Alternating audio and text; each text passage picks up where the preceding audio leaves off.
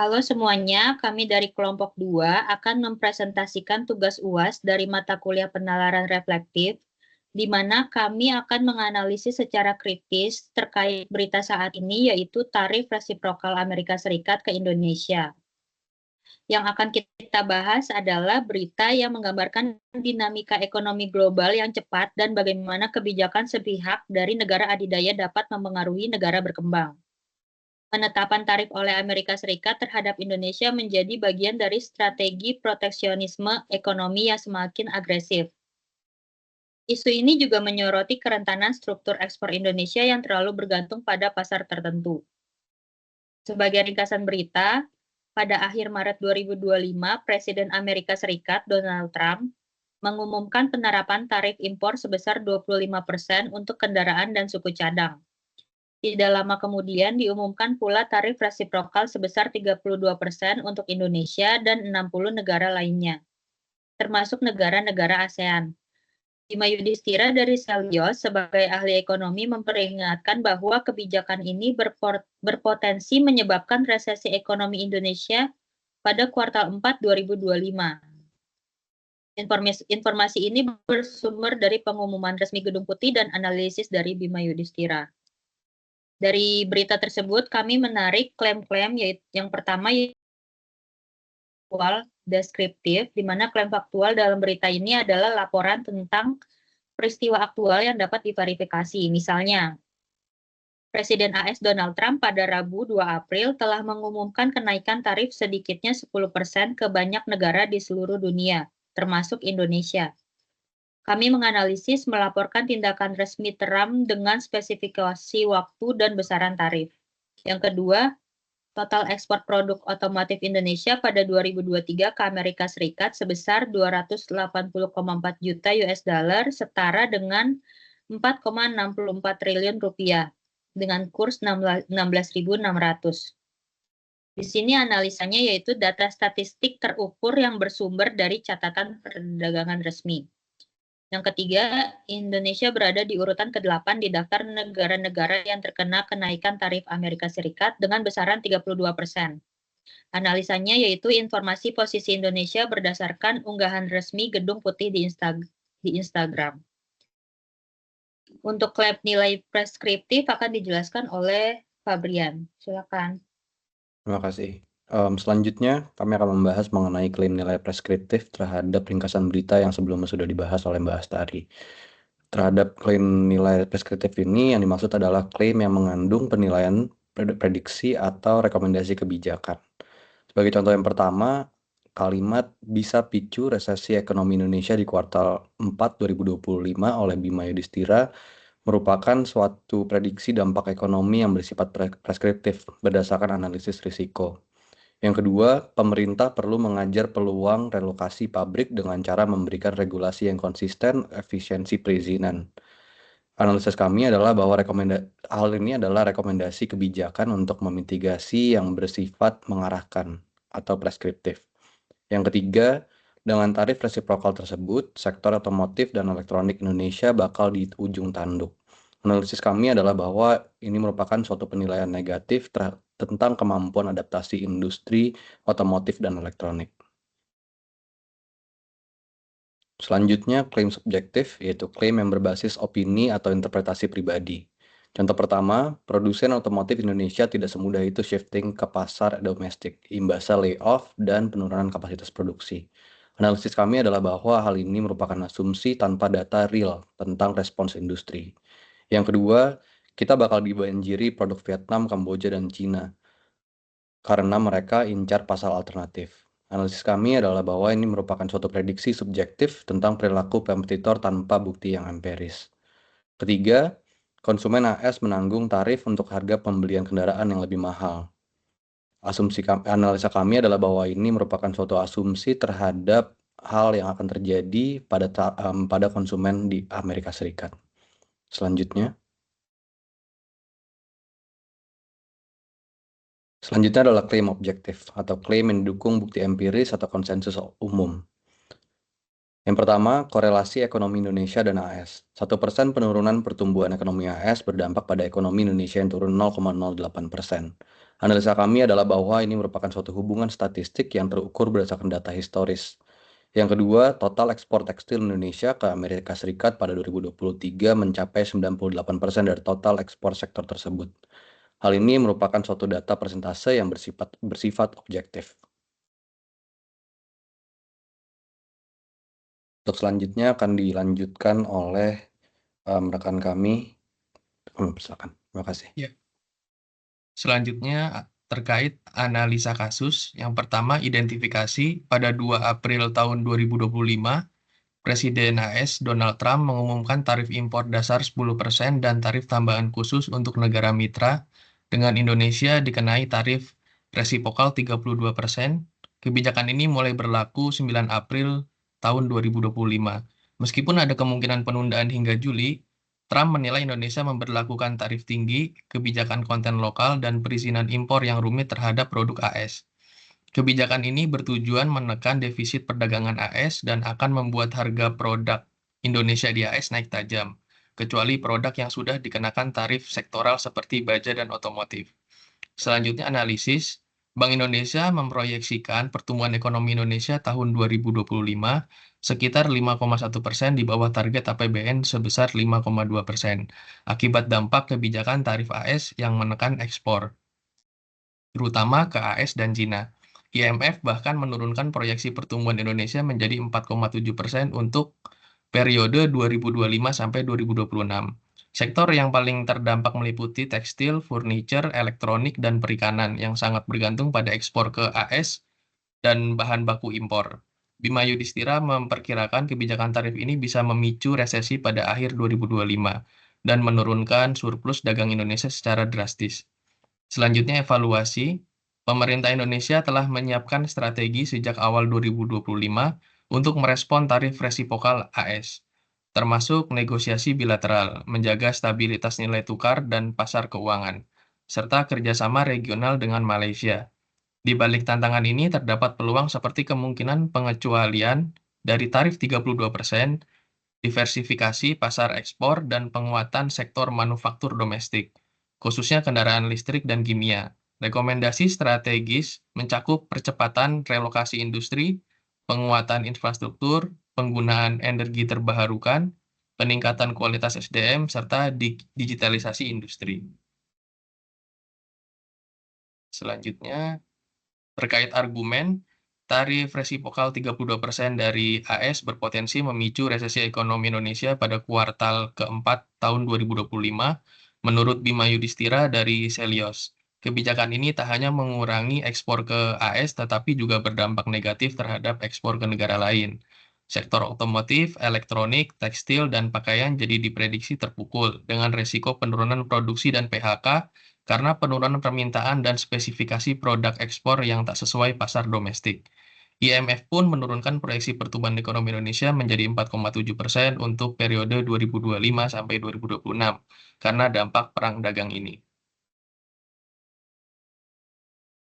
Selanjutnya, terkait counter argumen, meski tarif Trump memicu kekhawatiran, sejumlah ekonomi menilai dampaknya terhadap ekonomi Indonesia relatif terbatas.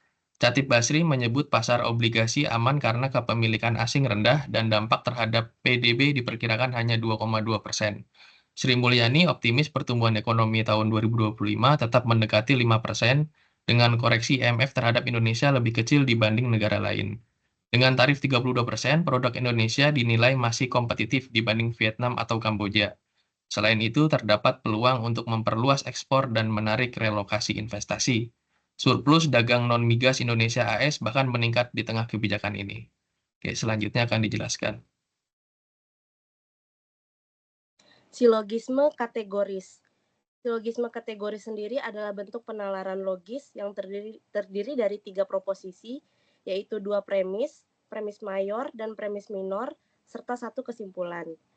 Premis mayor dari berita ini adalah semua kebijakan yang secara signifikan mengurangi ekspor sektor vital ekonomi tanpa kompensasi yang memadai berpotensi menyebabkan resesi ekonomi. Premis minornya, tarif resiprokal Amerika Serikat sebesar 32% adalah kebijakan yang secara signifikan mengurangi ekspor sektor vital ekonomi Indonesia tanpa kompensasi yang memadai saat ini. Kesimpulannya, oleh karena itu, tarif resiprokal Amerika Serikat sebesar 32% berpotensi menyebabkan resesi ekonomi Indonesia jika tidak ada langkah mitigasi yang tepat. Selanjutnya, untuk pola deduktif, modus ponens, dan tolerance. Untuk modus ponensnya, premis mayor, jika tarif impor Amerika Serikat naik 32%, maka ekspor Indonesia ke Amerika Serikat akan turun minimal 40%. Premis minornya, Amerika Serikat menerapkan tarif 32%. Kesimpulan, ekspor Indonesia ke Amerika Serikat akan turun minimal 40%. Untuk modus tolerance, premis mayornya adalah jika daya saing ekspor terjaga, maka surplus neraca perdagangan tetap positif. Premis minor, surplus neraca perdagangan April 2025 negatif USD 1,2 miliar. Kesimpulan, daya saing ekspor tidak terjaga. Selanjutnya. Untuk pola deduktif selanjutnya yaitu ada silogisme hipotesis.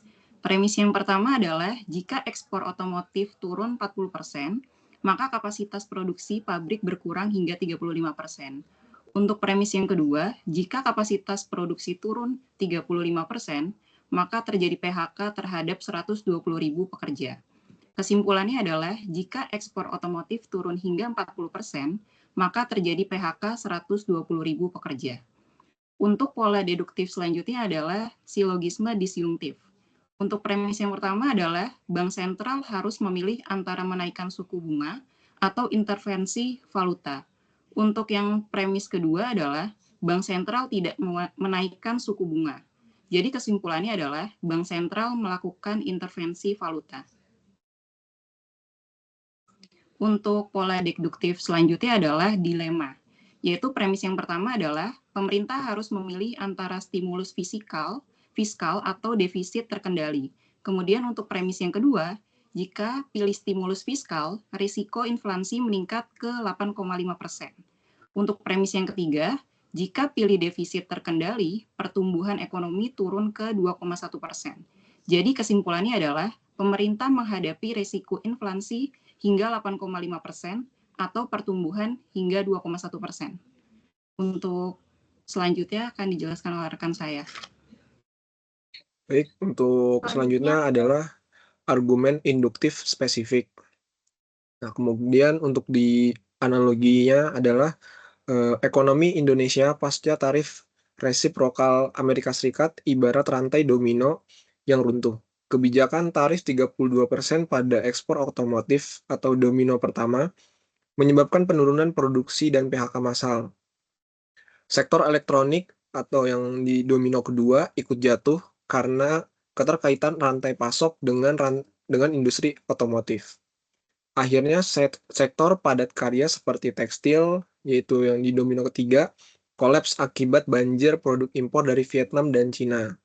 Runtuhnya ketiga domino ini berpotensi menghantam pertumbuhan GDP nasional hingga memicu resesi. Kemudian untuk dari struktur analoginya terdapat 3, yaitu ada premis 1, premis 2, dan ada kesimpulannya. Untuk premis yang pertama, yaitu rantai domino runtuh ketika satu elemen terdorong. Kemudian di premis kedua, sektor ekonomi saling terkait seperti susunan domino. Lalu pada kesimpulannya adalah guncangan pada satu sektor beresiko meruntuhkan sistem ekonomi secara keseluruhan. Yang selanjutnya adalah generalisasi induktif. Untuk contohnya adalah data menunjukkan penurunan ekspor otomotif Indonesia ke Amerika Serikat sebesar 11% pada kuartal pertama 2025. Sektor elektronik mengalami penurunan pesanan sebesar 18%, sementara industri tekstil kehilangan 25% order dari merek global Amerika Serikat. Dari 3 sektor utama ini, 70% perusahaan melaporkan penurunan kapasitas produksi dan PHK. Berdasarkan pola ini, disimpulkan bahwa kebijakan tarif Amerika Serikat berpotensi memicu resesi ekonomi Indonesia secara nasional pada kuartal 4 tahun 2025. Kemudian dari contoh tersebut terdapat struktur generalisasinya ada 3, yaitu premis 1, premis 2, dan kesimpulan. Untuk di premis 1, penurunan ekspor terjadi di sektor otomotif, elektronik, dan tekstil. Kemudian di premis kedua, ketiga sektor menyumbang 40% kontribusi ekspor non-migas Indonesia. Lalu untuk kesimpulannya adalah penurunan multidimensi di sektor strategis mengancam stabilitas ekonomi makro. Oke, selanjutnya yaitu kausalitas. Untuk kausalitas ini, yang pertama ada tarif tinggi menyebabkan harga barang ekspor naik, kemudian harga naik mengurangi permintaan di pasar Amerika Serikat, dan yang ketiga penurunan permintaan berujung pada pengurangan produksi, PHK, dan melambatnya pertumbuhan ekonomi Indonesia. Untuk selanjutnya bisa dijelaskan oleh rekan kami. Baik, selanjutnya adalah kesesatan logika atau slippery slope dan hasty generalization. Slippery slope mengasumsikan bahwa satu kebijakan otomatis menyebabkan resesi nasional tanpa mempertimbangkan faktor lain. Sedangkan hasty generalization menyimpulkan dampak terhadap semua sektor hanya berdasarkan contoh otomotif dan elektronik. Selanjutnya, kesesatan logika 2 atau appeal to authority dan false dilemma. Appeal to authority terlalu bergantung pada pendapat satu tokoh, khususnya tokoh tersebut bukan subjek ekspor dalam bidang tersebut, tanpa memberikan bukti faktual atas pendapat tersebut. Sedangkan false dilemma memberikan kesan bahwa hanya ada dua pilihan ekstrim, padahal banyak opsi lain yang tersedia. Selanjutnya, kesimpulannya, meskipun berita ini memberikan informasi penting tentang perubahan kebijakan dagang, analisisnya masih kurang seimbang, dan prediksinya tentang resesi perlu didukung oleh data yang lebih luas dan beragam perspektifnya untuk menghindari bias. Sekian dari kelompok kami, terima kasih.